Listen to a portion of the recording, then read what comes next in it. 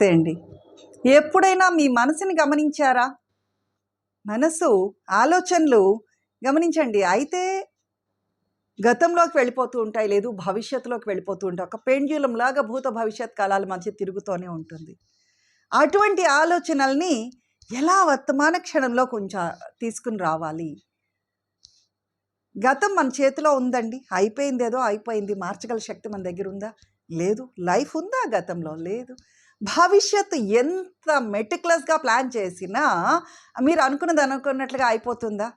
అవ్వచ్చు, అవ్వకపోవచ్చు. There is an element of uncertainty in the future right?